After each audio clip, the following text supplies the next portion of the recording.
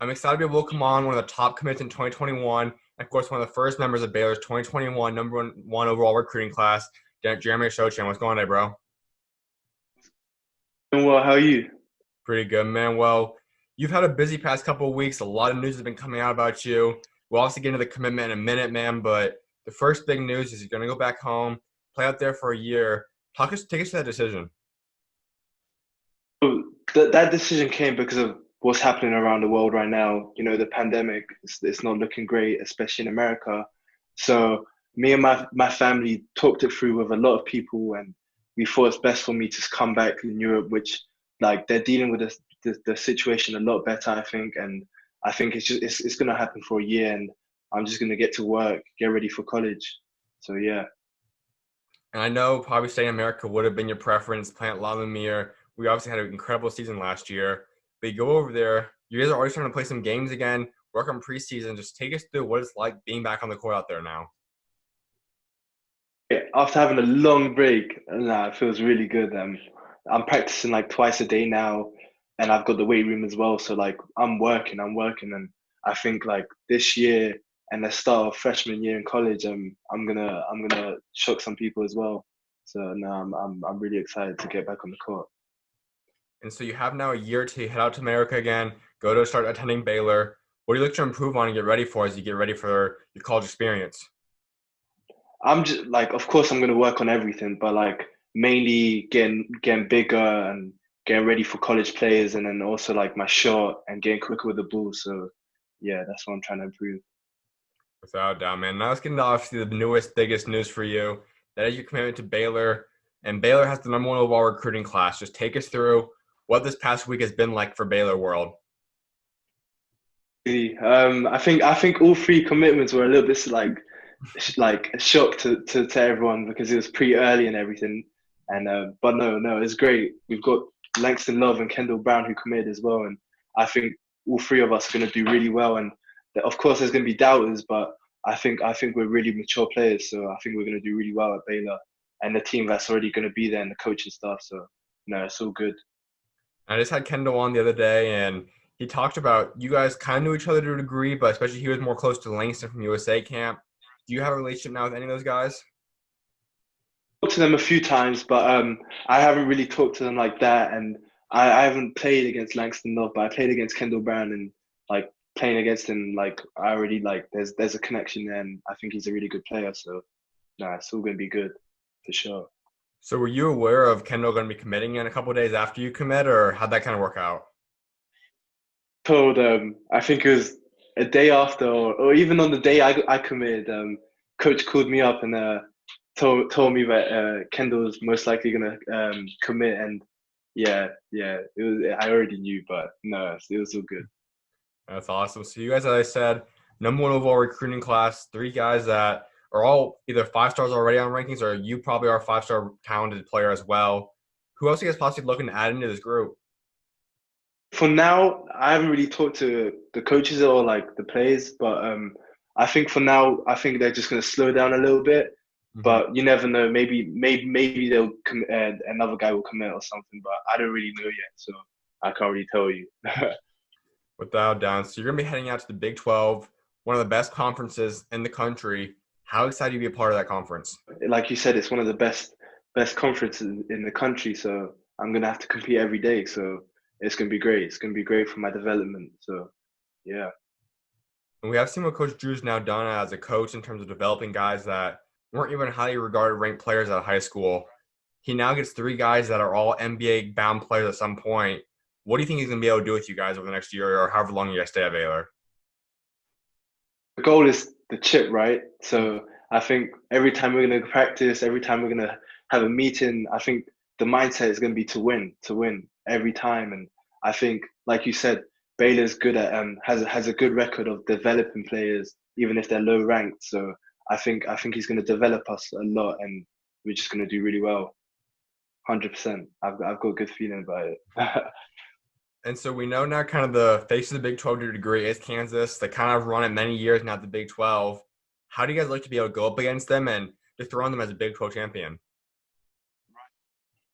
Every time we're gonna go at them, the mentality is to like kill them. So I think we will for sure. So yeah, it's gonna be good. And now with you guys committing to Baylor, I already said the number one overall recruiting class. I can already imagine guys in the 2022 class, 2023 will start really looking at Baylor. What kind of impact do you guys think you guys are kind of starting now and legacy-wise at Baylor by committing there? I think we impacted it quite a lot, especially because Kendall Brown and Langston Love are top recruits as well. So I think a lot of players are looking at Baylor now, and I think Baylor's a really good program, and I think a lot of people are going to start looking at it. And it's yeah, Without a doubt. We did talk a little about Coach Drew, but let's get a little bit more into your guys' personal relationship. How's that growing over the past few weeks and just overall through your recruitment with him? from the start, it's been really good, and he's built relationships with my family, which is even better. And he's a great person with a lot of energy. So that's the kind of head coach I want, and everyone behind him in the coaching staff has good energy as well, and they built relationships with me and my family. So the coaching staff there is going to be great, and yeah, I've got a good feeling, like I said earlier. And you were sitting in position before you made your commitment. Offers from likes of KU, Crane, Arizona, Vanderbilt. I mean, the list goes on. You had a ton of offers. Just take us through this recruitment and what separated Baylor from all the other great schools. Like with Baylor, I've talked to them since like even before I came to America, and I just kept on building that relationship. And of course, I didn't visit any schools because of the pandemic, but I mean, like, I just felt like it was the time for me to commit, and Baylor was the right one, and the role they gave me and the intel they gave me, I think was great. And yeah, that's really it. That's the relationship I had, which was really good. So that's why I committed to Riley and to them. And you did mention something I want to touch up on, and that's that you're part of this 2021 recruiting class. Hopefully, a once in a lifetime class in terms of the way recruitment has affected you guys. How was it going through this, not being able to go to Viz, just doing these virtual things? Just take us through how you managed this. Yeah, I mean, it was pretty hard, but it is what it is, and you have to make the best out of it. But like before this all happened, we was getting ready to Geico, and then I was looking forward to taking some officials after that. And after like once the pandemic hit, none of that happened. And I mean, like I said, I had to make the best out of the situation, and I did a ton of virtual visits with quite a few schools, and I kept in contact, FaceTiming, calling coaches, and I think that's how I built my relationships. And a lot of other players did that as well. So yeah. And so, as you said, prior to this pandemic setting in, you guys were getting ready for Geico and all that. At that point in time, when did you originally start wanting to plan for committing? Did you want to do it a lot further on than just in July time, or when was kind of your goal time to commit before the stuff set in? I wanted to commit around end of fall or something like that, but I realized I got told by quite a few coaches that there might not even be any visits like at that time. So I thought it was best for me to commit early. And I also had a different situation. I moved from Lalamir to Orange Academy in Germany, so I felt like it's best for me to commit early and just focus on myself in Germany and just get ready for college as well. So yeah. I know at that point, one of the biggest things everyone kept asking was, he's moving out to Germany. He's going to be playing in Europe. Does that mean he's going to come back for college? Is it possibly just going to go pro in 1 or 2 years after that? Clearly, we know what your new destination point will be, but did you know at that point when you announced that you were going to go to Baylor? I mean, a little bit, but I was still looking at different colleges, and I mean, I was also looking at maybe going pro, but I mean, like the college route is, I think, the best because you also have education to back up on, like just in case you have an injury or something, and I think it's the best situation for me. And you mentioned the pro route. Obviously, we know guys can come over from Europe all the time, go to the NBA. If you blow up this year and you have a potential to go NBA, is that something you would consider if the opportunity presents itself in a year from now? I think I would consider it a little bit. I mean, it depends on the season I have, Yeah, but I really do want to go college, and I think that's the choice I want to do. But I'm not going to close any books right now, so it's always going to be open. I've always wanted to go college, and yeah. absolutely. And so you obviously mentioned at the time when you moved out to Germany, made that announcement, you didn't officially know if you knew wanted Baylor at that point. What other schools were kind of in the mix at that point? besides just Baylor at the kind of the final run? Point it was Baylor, Florida State, Creighton, Virginia, Vanderbilt, and yeah, I think they were the top schools that regularly like talked to me at that point. So yeah, Absolutely. And so, at what point would you say you knew Baylor was the school you wanted to attend? I think it was pretty like I think I had like two like virtual visits after that, a few days after that, and at that point I thought yeah, Baylor's the one. That's awesome. And so you now look at the 2020 recruiting class. It's not as loaded as your guys' is, but they have a lot of talent there. Dane's going to be a big time player. LJ Cry, I think, is an elite scorer. Zach Loveday, obviously, is a great player as well. Do you have a relationship with any of those guys? I think we've like followed each other on Instagram, but that's really it. We haven't talked yet, but we'll definitely talk during this season for sure. So nah, I'm definitely gonna build relationships with them. I think they would be good ones. So yeah. Without doubt. And so, I mean, now you're going to kind of, like I said, you get ready. You go out to Baylor when that time does come. I mean, you talk about winning a championship, but overall, statistically for you, what's some of the goals you have set for yourself for your freshman year at Baylor when you get there? My goals are to just play my best, play as a team as a team player, and just do my best, and hopefully maybe after the first year, maybe I'll be able to go to the NBA draft or how many ever years it's going to take. The end goal is of course the NBA, and the goal is to stay in the NBA. So however I have to develop to do that, I'm going to do that at Baylor. So yeah. And all three guys, I believe, will be going pro at some point. If you guys are able to all go in the same draft, how special would that be to have three guys that you guys were teammates and all be able to be drafted in the same night? No, that'd be big. That'd be big. That'd be very big. That'd be really nice as well. Absolutely, man. So let's get back into your season. I mean, you didn't start off in Europe. You came to La Lumiere last year. You had the year you had. Take us through what it was like last season. It's a lot different than Europe. Like how quick the game is, how physical the game is, and I did have to adjust at the start, but I think the adjustment was pretty good. I think I'm a really mature player, so I was pretty good at adjusting and playing with different players. So no, the season was pretty good. Of course, there's ups and downs in every season you have, but at the end, I think it was really good, and I think I was playing my best basketball at the end before Geico's, and I was getting really excited for Geico's, but the pandemic happened and everything got cancelled, and yeah, it was a shame, but it is what it is. You mentioned the Geico aspect. Obviously, it's pretty much the goal of anyone that plays high school basketball to reach that point. Just knowing that you guys could have been in that running for it, how special was that? Just to know that you guys had probably one of the most successful seasons in the country.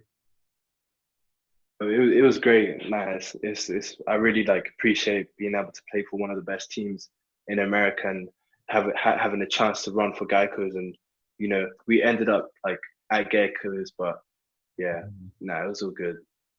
Let's talk about that team. I mean, Jaden Ives is a big time player. Kamari, Trayton, I mean, there's so much talent on that team. Just what was it like going through those practices with everyone being top 100 level players? It was great. Every practice would compete. Um, there was no messing around. I think we competed every time, and the mentality we all had was to win. So it was good to be around those guys, and off the court as well. We were all good friends. So no, they're my brothers. Who would you say was kind of your favorite guy to go up against at practice? All of them different players. Wendell was a guard, Jaden's a guard, so it was always good to play against them because they're a little bit quicker and more crafty. But then also playing against like Kamari, Trey, and Denham, they were all good. They were all good teammates and um, players to play against. So no, all of them were pretty good. Without doubt. A couple more things before I let you go, man, is kind of your life journey. You've been a guy that's moved around a bunch in your life. Start off in America, you go out to England. I mean, you come back to La Lumiere. So take us through what it's been like being to so many different countries throughout your life. I mean, being like in all these different countries, mature like made me so much more mature than I was before I started moving to different all these different countries and playing in different countries. And I think it's always great to see different cultures and experience them. And yeah, I think like physically and mentally, I grew so much while moving around these countries, and nah, it benefited me a lot as a person, but also as a player. So yeah, it's all good. What were some of the struggles you had? I mean, obviously moving around, not just to different states in America, but you moved, like I said, different countries across the other side of the world. What are some of the struggles you had growing up with all the movement? Like the main one's probably like just family and friends, especially family, being away from them. Maybe sometimes there's a time difference, not being able to call them. But you know, like my mentality, like I know why I'm doing this. Like I'm not with my family because I'm trying to reach something. I'm trying to reach a goal. So that always like keeps me going. And um another struggle is like just a little bit of like the social life, Yeah. I need to grind, school, basketball, sleep, eat. That's really it. Like there's not really a social life like in it. So I think they're the main two struggles. But it is what it is, and I'm trying to make something good out of it. So um, I think it's gonna happen. So it's all good. And so, out of all those countries you've been living in your life, what would you say are some of the favorite places you've been? All of them have been positives, and I liked America as well. America's big. I like when I first came here to America, I didn't realize how big it was, and like going to different cities like takes like 2 hours, but like in England, like and a city's like 45 minutes away, so like the time was different, and how big the food was and everything was a lot different. So like being able to experience that small things like that was great. It's What great. country would you say was your favorite food? Food, oh, that's tough. Uh, I mean, I love the fast foods in America, like Chick-fil-A, Chipotle, Panda Express, all of those. See, you don't have those in Europe, so I would have to say America. I can't lie. You got to wait another year to get back to that. Yeah, exactly. I have to wait. I have to wait. It's gonna be tough, but I'm gonna be able to do it. Absolutely, man. So, as I said, you got one more year to come back out here. What are your goals for next year in terms of just as a team, as a player? What do you want to get done the next year? Develop as a player and as a person, but of course, winning. And I think I'm gonna like be able to like learn a lot from playing against like pros, people who have already experienced like what I'm trying to like the journey I'm going through, like playing in college, high school, and then like pro like leagues. So I think I'm gonna learn a lot and become even more mature for college. So I think good things are gonna happen this next year. Explain that a little bit more. I know a lot of people see Europe basketball, and a lot of people in America aren't necessarily always familiar with it. So, I mean, for you, I believe you are going to be playing against adults and professionals in the next year, right? Yeah, so I'm gonna like I'm not signing a contract. I'm not doing any of that. I'm on a scholarship, and but I'm also gonna be playing in like leagues where players do get money. They do sign contracts. So like playing against top level players who play from different like senior nationalities teams is great. Like you can't say no to that, and I think it's going to be really good for me to learn different ways to play, especially because it's in Europe. That's a different style of game than American basketball. So I think I'm gonna learn a lot, and that's going to benefit me and my team in college and at Baylor. So yeah. So you are basically in the same kind of league that you could make money just because of the NCAA stuff. You obviously just being a scholarship player then. No, no money for me. Yeah. Absolutely. And my last thing in regards to Baylor, man, is Baylor fans are excited for this class. What can they expect from you personally for however long you stay there? What they can expect from me is like just a lot of energy on both sides of the court. My versatility, like being able to play wherever like they want me to play. I can score the ball for them.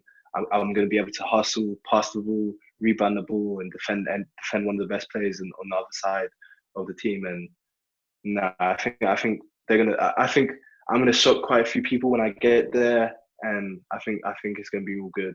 I think they're gonna like me. Absolutely, man. My final thing before I let you go is I can imagine you want to build a legacy for yourself, both what you achieve on the court as well for your community and just off the court. By the time you walk away from the game someday, what do you want that legacy to be? I just want everyone to look at me as a respectful man and just like a happy man, like a guy who has fun on the court, but is also serious and a guy who wins. So